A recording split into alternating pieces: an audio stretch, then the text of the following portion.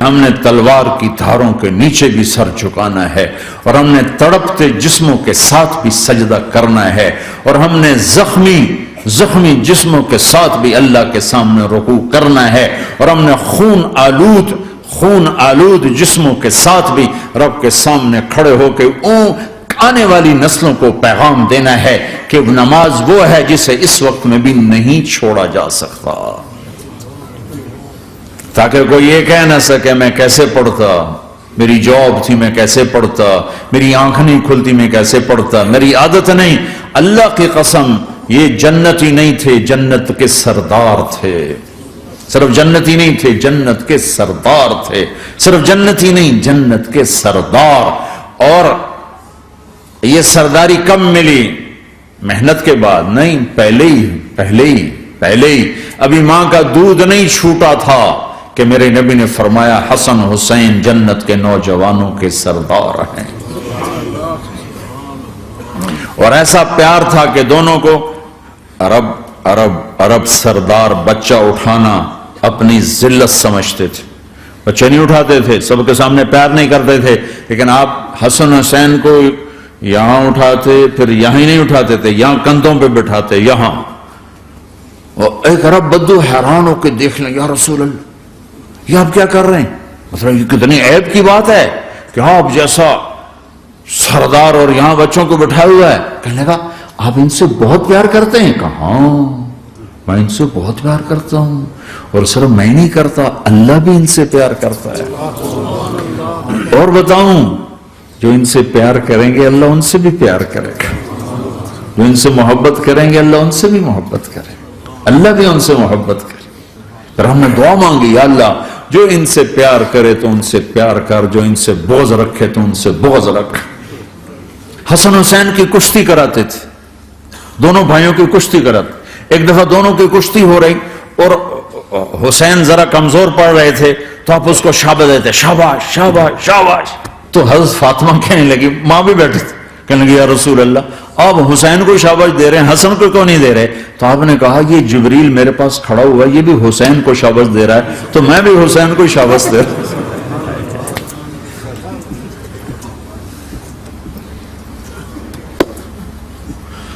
ایسی ہستیاں، لیکن ایک سبق ہے، یہ ہونا چاہیے تھا تاکہ امت کو پتہ چلے کہ دین کتنی قیمتی چیز۔ اور جی اللہ بڑا غفور الرحیم ہے، میں نہ ہمیں ڈرایا کرو۔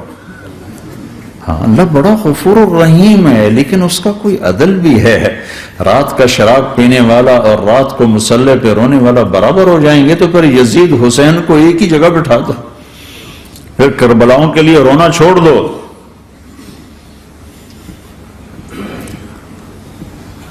رات کو ناچنے والی، رات کو رونے والی برابر ہو جائیں گے، سود کھانے والا، حلال کھانے والا برابر ہو جائیں گے، شراب بیچنے والا اور مزدوری کرنے والا برابر ہو جائیں گے، جھوٹ بولنے والا سچ بولنے والا برابر ہو جائیں گے۔ افنجعل المسلمین کالمجرمین ما لکم کیف تحکمون ام لکم کتاب فیہ تدرسون۔ اس سے زیادہ واضح کیا بتاؤں کہ میرا رب کہتا ہے کون سی کتاب میں لکھا ہوا ہے کہ ماننے والا نہ ماننے والا برابر کر دوں گا؟ کون سی کتاب میں؟ اللہ کو یہ کہنا پڑ رہا ہے ام لکم کتاب فیہ تدرسون، کس کتاب میں یہ لکھا ہوا ہے؟ ام نجعل المتقین کالفجار، ایک بدماش اور ایک فرمانبردار کو برابر کر دوں؟ کہاں لکھا ہوا ہے؟ ایسی ہستیاں، جنگ سے پہلے اونگ آ گئی، آنکھ کھلی تو ہنسنے لگے۔ بہن نے پوچھا یہ تو ہنسنے کا موقع نہیں، کیوں ہنسے ہو؟ زینب کہا بہن اللہ کے نبی خواب میں آئے، فرما رہے ہیں بیٹا میں لینے آ چکا ہوں، تو اب نہ پڑھے نماز، اب کیا مسئلہ ہے؟ جنت کے لیے تو کرنا ہے سب، یہ جنت کے لیے تو کر رہے، اللہ کے لیے تو کر رہے کہ زر دادن و جان دادن نہ آئے از لذت دیدارش، خسرو چتواں گفتن سر دادن و جان دادن نہ دیدار خیارے۔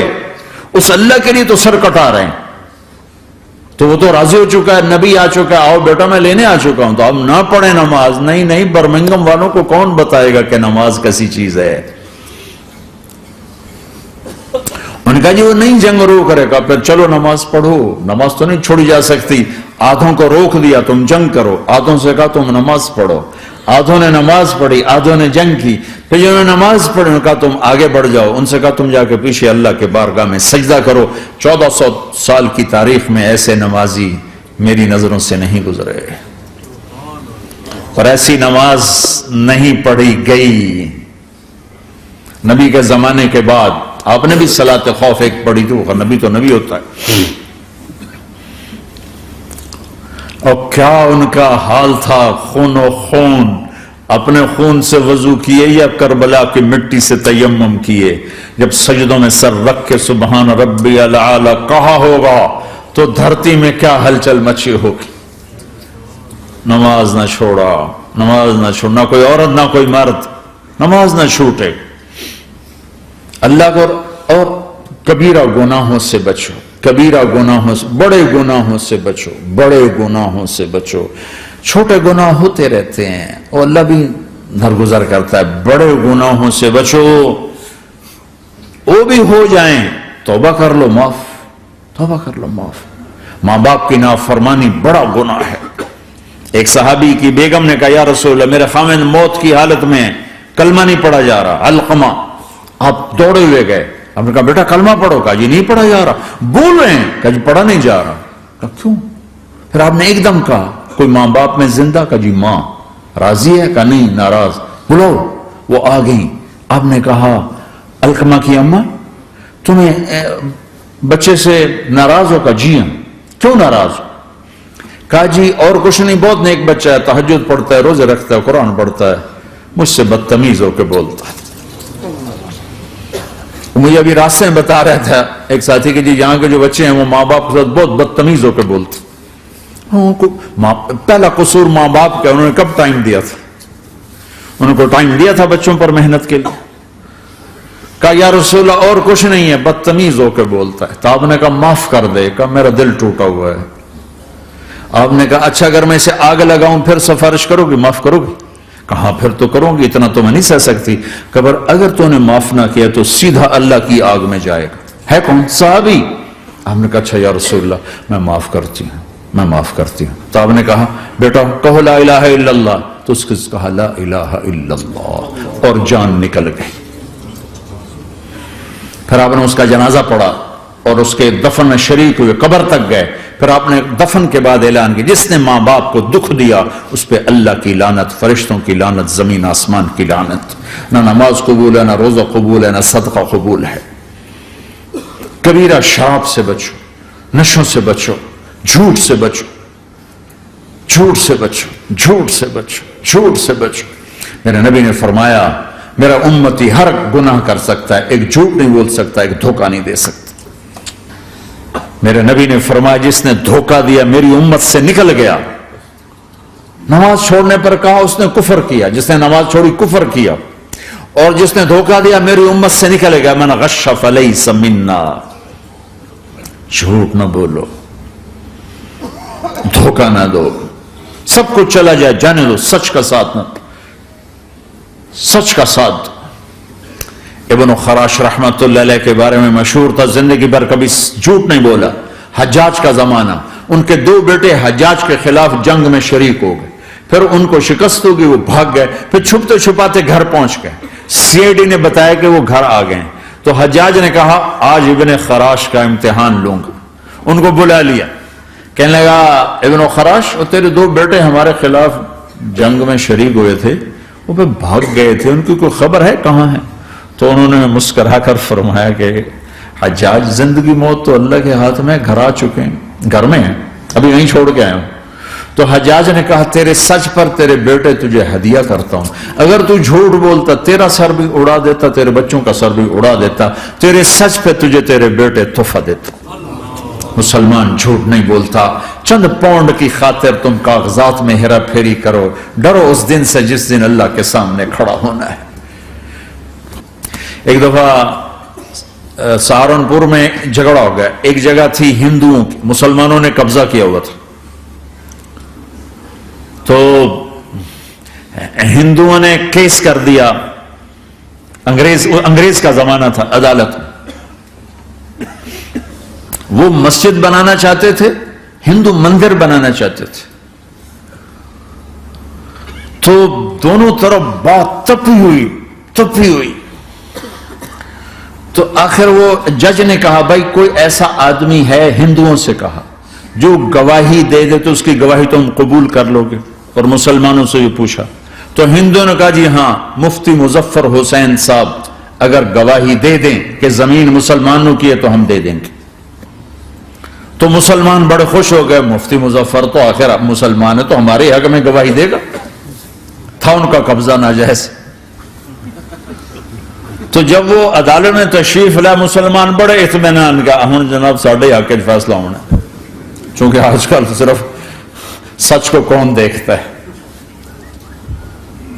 تو انگریز جج نے پوچھا ہاں جی مفتی صاحب آپ کیا کہتے ہیں؟ فرمانے لگے دیکھو جج صاحب یہ زمین ہندوؤں کی ہے اور مسلمانوں نے قبضہ کیا ہوا ہے. تو مسلمانوں نے گالیاں نکالنی شروع، وہ یہودیوں والا بن گیا ہے نا، گالیاں نکالنی شروع کر دی. تو انگریز جج نے کہا آج مسلمان ہار گئے اور اسلام جیت گیا. آج مسلمان ہار گئے اور اسلام جیت گیا.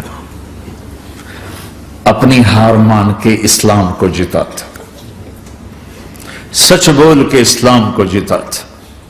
جھوٹ کے ساتھی نہ بنو، سچ کے ساتھی. جھوٹ کے کاغذ بنا کر کوئی بینیفٹ حاصل نہ کرو. میں نیوزی لینڈ گیا، میں حیران ہو گیا. ایک ہفتہ میں رہا، ڈپریشن کا شکار رہا کہ مجھے بتایا گیا کہ پورے نیوزی لینڈ میں ایک آدمی جھوٹ نہیں بولتا سوائے پاکستانیوں کے، بنگالیوں کے اور انڈین. جو بنگالی، جو پاکستانی، جو انڈین پہنچے یہ جھوٹ بولتے ہیں، ہیرا پھیری کرتے ہیں. ان میں ایک آدمی جھوٹ نہیں بولتا.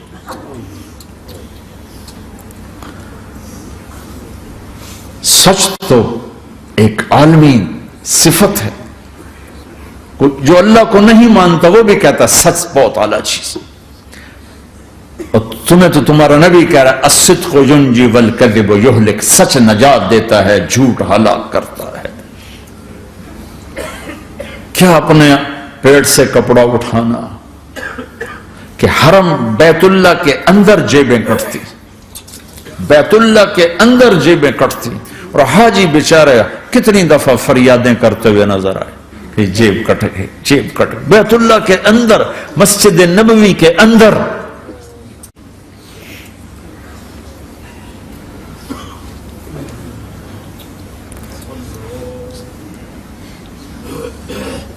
سوال ایسے نہیں آتا 3 کام جو کرے گا کبھی عزت نہ دیکھے گا، 3 کام جو کرے گا کبھی عزت نہ دیکھے گا، 3 کام جو کرے گا کبھی عزت نہ دیکھے گا، اور 3 کام جو کرے گا کبھی ذلت نہ دیکھے گا.